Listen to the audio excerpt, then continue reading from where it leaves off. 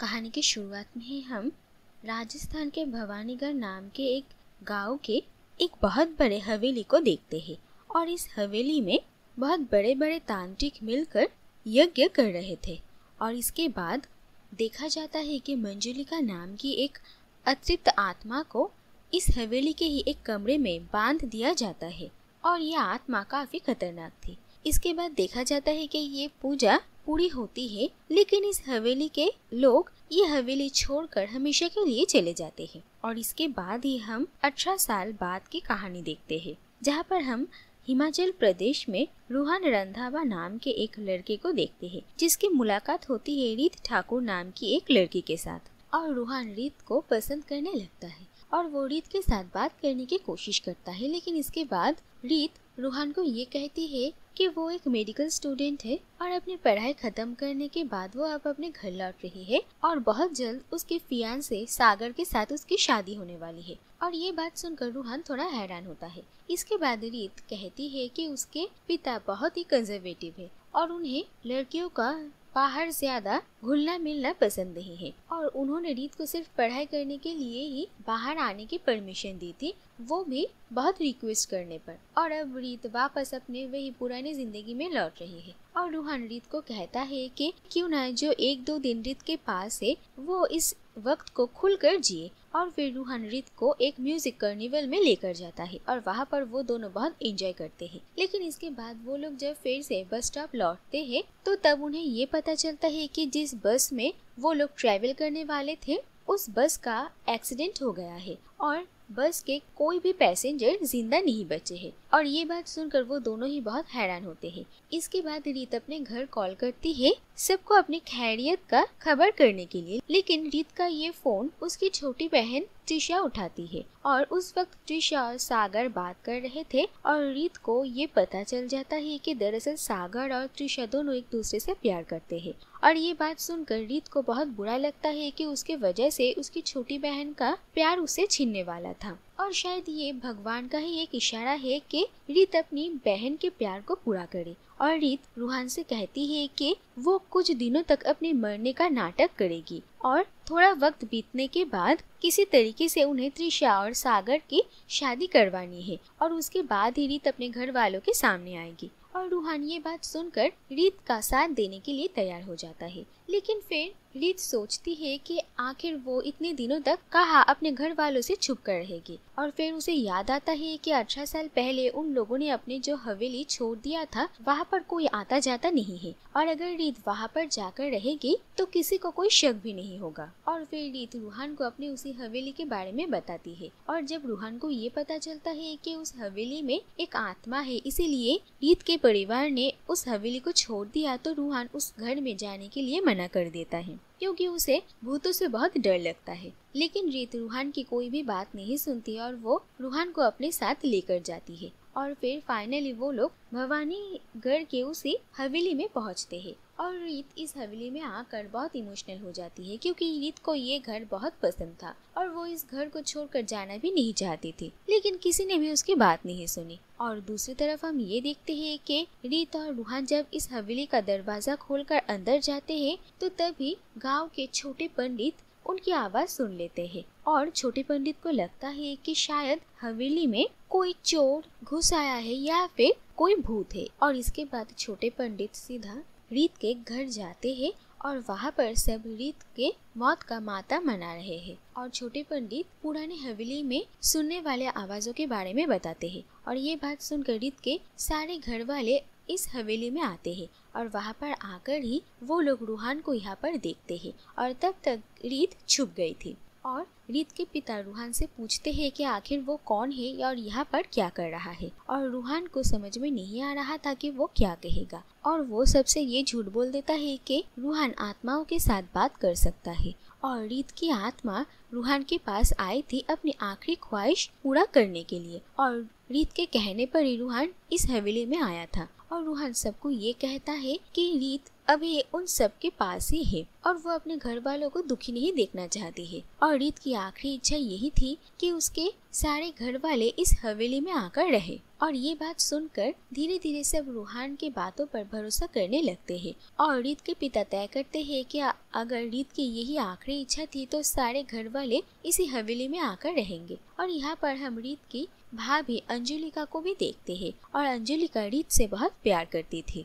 इसके बाद देखा जाता है कि सारे घर वाले रीत के मौत से काफी दुखी थे और ये सब कुछ रीत अपने आंखों के सामने देखती है और उसे बहुत बुरा लगता है। इसके बाद रीत रूहान को ये कहती है कि वो सबके सामने जाकर ये कहे कि रीत की ये इच्छा है कि सागर के साथ त्रिशा की शादी हो जाए और सब धूमधाम से इन लोगों की शादी की तैयारियां करें। और रूहान जाकर सबको ये बात बताता है और इसके बाद रीत के पिता इस बात के लिए मान जाते हैं और सभी त्रिशा और सागर की शादी की तैयारियां करने लगते हैं। दूसरी तरफ ये देखा जाता है कि रूहान आत्माओं के साथ बात कर सकता है। ये बात सुनकर गांव के बहुत सारे लोग रूहान के पास अपनी बहुत सारे प्रॉब्लम्स लेकर आते हैं और रूहान बहुत ही अजीबोगरीब तरीके से और अपने किस्मत से एक एक करके सबकी प्रॉब्लम्स सॉल्व भी कर देता है और गांव में वो रूह बाबा नाम से बहुत पॉपुलर हो जाता है। और दूसरी तरफ रूहान की इस पॉपुलैरिटी की वजह से छोटे पंडित और उनके बड़े भाई की काम खराब हो रहा था और वो लोग रूहान को नापसंद करने लगते हैं। इसके बाद एक दिन रूहान शराब के नशे में मंजुलिका की आत्मा जिस कमरे में बंधी हुई थी वहाँ पर पहुँच जाता है और वहाँ पर जाकर वो उस दरवाजे को खोलने ही वाला था तभी वहाँ पर अंजुलिका और रीत के पिता आ जाते हैं और वो लोग रूहान को ऐसा करने से मना करते हैं। और फिर अंजुलिका रूहान को अपनी पिछली जिंदगी की कहानी बताती है। दरअसल अंजुलिका और मंजुलिका दोनों जुड़वा बहनें थी और वो लोग अपने बाबा देवांशु के साथ राजस्थान ठाकुरों के घर आ गए थे क्योंकि यहाँ पर देवांशु को नौकरी मिली थी और देवांशु हमेशा मंजुलिका से ज्यादा अंजुलिका से प्यार करते थे और ये बात मंजुलिका को बिल्कुल भी पसंद नहीं थी और वो अंजुलिका से नफरत करती थी। दूसरी तरफ ये देखा जाता है कि मंजुलिका को तंत्र मंत्र पर दिलचस्पी थी और वो इन्हीं के बारे में किताबें पढ़ा करते थे और जंगल में एक अघोरी के पास जाकर वो तंत्र मंत्र और काला जादू सीखती थी। और इसके बाद देखा जाता है कि ये दोनों ही धीरे धीरे बड़े हो जाते हैं और इसके बाद ठाकुरों के बेटे और रीत के बड़े भाई उदय को अंजुलिका और मंजुलिका दोनों ही पसंद करते थे और उदय अंजुलिका से प्यार करता था और इसके बाद उन लोगों की शादी तय हो जाती है जिस बात से मंजुलिका बहुत ही ज्यादा दुखी हो जाती है। और फिर जिस दिन उदय और अंजुलिका की शादी होती है उसी दिन मंजुलिका अपने गुरु के पास जाती है और अंजुलिका को लेकर तंत्र मंत्र करती है और ये बात देवांशु देख लेते हैं और वो मंजुलिका को ये सब कुछ करने से मना करते हैं लेकिन मंजुलिका अपने पिता की बात नहीं सुनती और गुस्से में पहले वो उन्हें ही जान से मार डालती है। और इसके बाद मंजुलिका अंजुलिका के पास जाती है और वो अंजुलिका को मारने की कोशिश करती है लेकिन अंजुलिका पहले ही खुद को बचाने के लिए मंजुलिका पर वार कर देती है जिससे कि उसकी मौत हो जाती है। और इसके बाद से ही मंजुलिका की आत्मा इस हवेली में ही रह जाती है और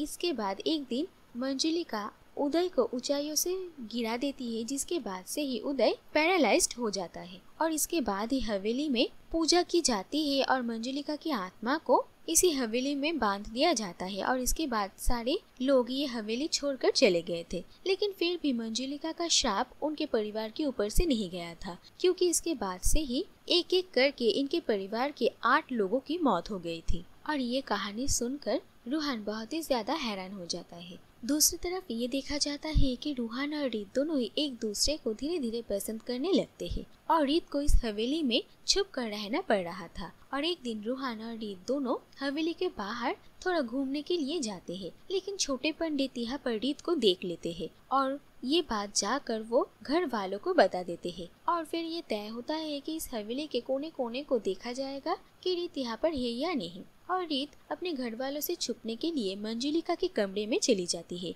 क्योंकि उसे पता था कि यहाँ पर कोई भी नहीं आएगा। और दूसरी तरफ पूरे हवेली में ढूंढकर भी रीत नहीं मिलती और छोटे पंडित गलत साबित हो जाते हैं। और इसके बाद जब रूहान रीत के पास जाता है तो वो देखता है कि रीत मंजुलिका के भेष में है और वो अजीब सी हरकतें कर रही थी जो देखकर रूहान बहुत डर जाता है। लेकिन इसके बाद ही पता चलता है कि दरअसल रीत मजाक कर रही थी और वो रूहान को डराने के लिए ये सब कुछ कर रही थी। और इसके बाद वो दोनों वहाँ से चले जाते हैं और रीत को लगता है कि यहाँ पर कुछ भी नहीं है, मंजुलिका की आत्मा के बारे में सब गलत है। लेकिन उन लोगों के यहाँ से चले जाने के बाद ही हम मंजुलिका की आत्मा को देखते हैं जो कि अब इस कैद से आजाद हो गई थी। और आजाद होने के बाद ही मंजुलिका अंजुलिका के पास जाती है और उसे डराने लगती है और ये देखकर अंजुलिका बहुत ही ज्यादा हैरान हो जाती है। इसके बाद अंजुलिका रूहान के कमरे में उससे मिलने के लिए आती है और वो रूहान से पूछती है कि आखिर वो मंजुलिका के कमरे में गया था या नहीं। और इसके बाद ही वहाँ पर रीत सामने आ जाती है और अंजुलिका को पता चल जाता है कि रीत जिंदा है। इसके बाद अंजुलिका रूहान और रीत को कहती है कि मंजुलिका की आत्मा सचमुच कैद से मुक्त हो गई है और अब वो किसी को भी नहीं छोड़ेगी। और रीत और रूहान भी अंजुलिका की बातों पर यकीन करते हैं और वो तीनों मिलकर मंजुलिका की आत्मा का मुकाबला करने के लिए तैयार होते हैं। इसके बाद अंजुलिका रीत और रूहान के साथ उसी तांत्रिक के पास जाते हैं जिन्होंने 18 साल पहले मंजुलिका की आत्मा को कैद किया था। और वो तांत्रिक कहते हैं कि 18 साल बाद मंजुलिका की शक्तियाँ और भी ज्यादा बढ़ चुकी है और इसीलिए उसका मुकाबला करना अब बहुत ज्यादा मुश्किल है। लेकिन वो कोई तरकीब निकालने की कोशिश कर रहे हैं। लेकिन इसके बाद ही ये देखा जाता है कि एक दिन रात को वो तांत्रिक अपने कुछ साथियों के साथ एक जगह से जा रहे थे और तभी वहाँ पर मंजुलिका की आत्मा आ जाती है और एक एक करके वो पहले तांत्रिक के बाकी सारे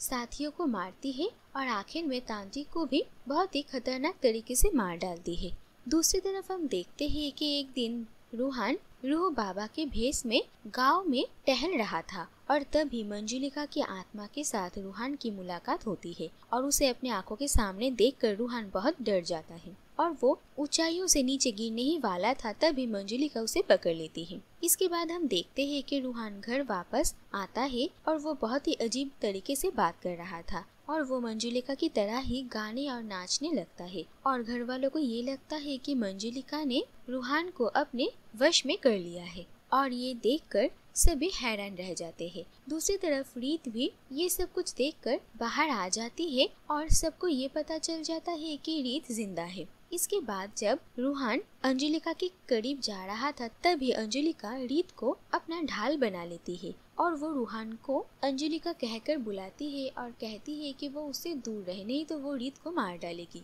और ये बात सुनकर सभी हैरान रह जाते हैं और इसके बाद सच्चाई सामने आती है। दरअसल जिस रात को मंजुलिका अंजुलिका के कमरे में आई थी उस वक्त मंजुलिका ने अंजुलिका को अपने वश में कर लिया था और इसके बाद वो खुद अंजुलिका की जगह ले लेती है और अंजुलिका को मंजुलिका के भेष में उसे चाकू मार देती है और सबको ये दिखाती है कि मंजुलिका ने उस पर हमला किया था इसीलिए उसने उसे मार डाला। और इसके बाद एक दिन उदय को मंजुलिका पर शक होता है और ये बात जब उसे पता चल जाती है तो मंजुलिका उदय को भी ऊंचाइयों से नीचे फेंक देती है जिससे कि उदय किसी को कुछ बता ना पाए। और इसके बाद उदय पैरालाइज्ड हो जाता है इसीलिए इतने सालों तक वो किसी को कुछ भी नहीं बता पाया। और फिर मंजुलिका के वही गुरु अंजुलिका की आत्मा को ही हवेली में बांध देते हैं और इतने सालों तक अंजुलिका की आत्मा इस हवेली में कैद है। और फिर ठाकुर परिवार के जिन मेंबर्स को मंजुलिका का सच पता चल गया था मंजुलिका ने एक एक करके उन सब को मार डाला है और ये सारी बातें मंजुलिका अपने मुंह से कबूल करती है। और इसके बाद ही रूहान सबको सच कहता है कि दरअसल रूहान को अंजुलिका ने पोजेस नहीं किया था। दरअसल जिस वक्त रूहान के साथ अंजुलिका की आत्मा की मुलाकात हुई थी तभी अंजुलिका ने रूहान को सारा सच बता दिया था और उसने रूहान को रीत को यहाँ से लेकर चले जाने के लिए कहा था। लेकिन रूहान अंजुलिका की मदद करने का फैसला करता है और इसके बाद उन दोनों ने मिलकर ही ये प्लान बनाया था जिससे कि मंजुलिका के मुंह से सारी बातें कबूल करवाया जा सके। और उसकी मदद करने के लिए मंजुलिका रूहान का शुक्रिया अदा करती है और वो अपने घर वालों से एक आखिरी बार मिलती है और फिर सबको ये हवेली छोड़कर चले जाने के लिए कहती है। और वो कहती है कि मंजुलिका के साथ उसका बहुत पुराना हिसाब बाकी है। और फिर देखा जाता है कि सारे घर वाले ये हवेली छोड़कर चले जाते हैं और अंजुलिका की आत्मा मंजुलिका को खींचते हुए उसी कमरे में लेकर जाती है जहाँ पर इतने सालों तक अंजुलिका की आत्मा बंधी हुई थी। और अंजुलिका मंजुलिका से एक एक करके अपने सारे बदले पूरा करती है और यहाँ पर ही ये कहानी खत्म हो जाती है।